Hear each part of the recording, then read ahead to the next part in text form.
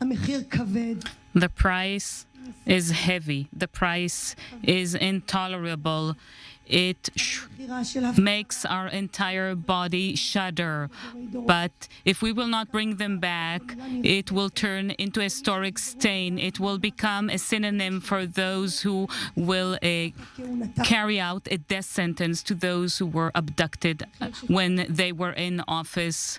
The price of the release of a prisoner can be reversed. We can carry out a targeted killing whenever we feel that a line has been crossed. We did that with Samir Kuntar and also with Sheikh Ahmad Yassin. The price of the sacrifice of 136 children, women, and men abducted from their bed and are undergoing physical, sexual, and emotional abuse right now as we're speaking. No tweets or videos can amend that.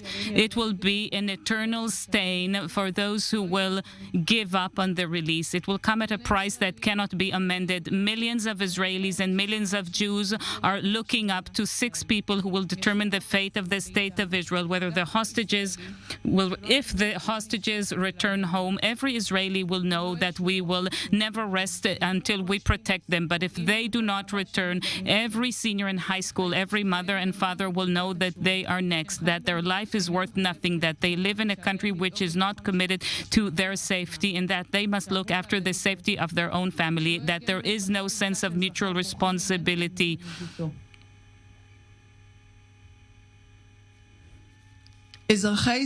Citizens of Israel and people all over the world are following with great anxiety the fate of the hostages. 124 days of this moving embrace of endless love, of a common fate, one country, one family, one fate.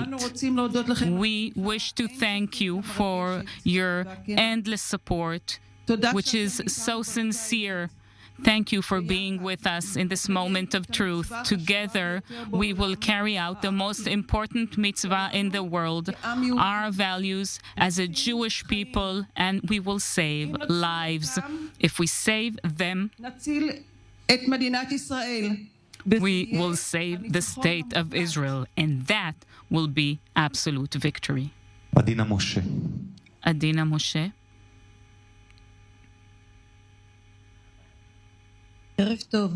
Good evening. I would like to appeal to my Prime Minister and his family. I would like to speak to Sarah and his sons. I was there. I felt there. I hurt there. But I was released. My friends, the young men and women whom I taught and educated, are still there. I think that some of them did not survive by now, because they've been transferred from one place to another without even the ability to move. I know that they do not receive the meds they need. I know that they're no longer at the place where I was.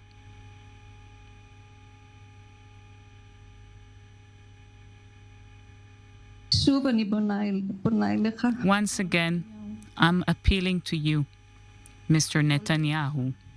It's all up to you. It's all in your hands. You are the one. You are the one who can.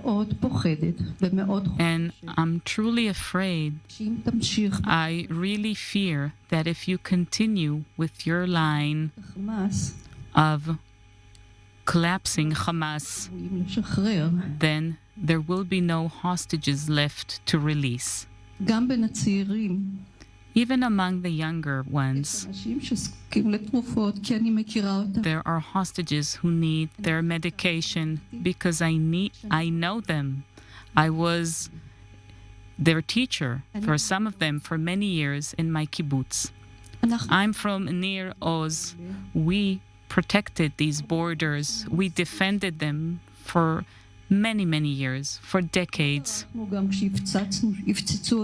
And we did not run away, even as we were shelled. We never left, even when there were strong barrages. We stayed there.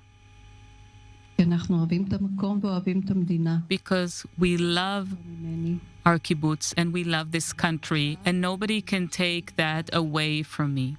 But I want my country back. I'm talking about the morality, the ethics of my country.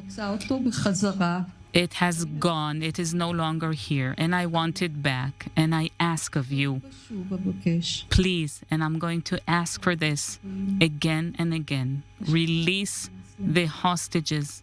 Leave Hamas for later, because we can. Because we can do so many things. But I truly fear for their lives, for their fate. And I'm afraid that we will have nothing to leave to our grandchildren and great-grandchildren after us. Please, sir, I know that you can. Sarah Calderon, בבקשה. Sarah Calderon, please. Sahar Calderon, please. Hi. Hi, my name is Sahar Calderon. On October 7th, I was abducted from kibbutz Nir Oz, from my home brutally, and I'm here to call out my pain. אני לא יודעת כמה זה יעזור, אבל אני אעשה הכל בשביל שאבא שלי יחזור. I don't know if this will help, but I'll do everything I can to make sure that my father returns. He's been in Hamas captivity for 124 days in the hands of murderers. Do you know what it means to be there for even one day? Not even one day, 1 hour is hell. I was there for 52 days. How come I, a 16-year-old, had to go through this nightmare? How come I had to be buried alive in that place for 2 months? It's true. Perhaps I'm alive and breathing, but my soul has been murdered. And the people who are still there, they're being murdered every day anew. Do you know what it feels like when a terrorist stares at you for hours with this murderous look in his eyes? And I was scared to death because I was certain that they would rape me. What could I do? Just keep silent and wait for somebody to get me out of that nightmare. I waited and waited for months, but there's one thing I kept saying to myself, where is my government? Thank you for taking me out of there and taking me back to Israel. But what about my dad? He's still there, and with every day he's abandoned time and again, and with every day that passes, he doesn't know what his fate is. Will he live? Will he die? Will he survive the day? Will it continue tomorrow? Will it never end? I just want my dad's warm hug, and there are so many people waiting for this hug, just like I'm waiting for it. And you've deserted so many people, pure souls, entire lives of people. Please, please do not forget my father and all those who are there and turn them into a coffin. He's a human being just like all of you. He's waiting for the day that he'll be rescued and saved. He's waiting for his life and rights. And don't talk about morality and that we cannot release more hostages, because what does it fucking matter? Because there are 135 people who are still breathing and who are there in these horrors. And please save the people who are still alive, because we won't be able to bring back those who are dead.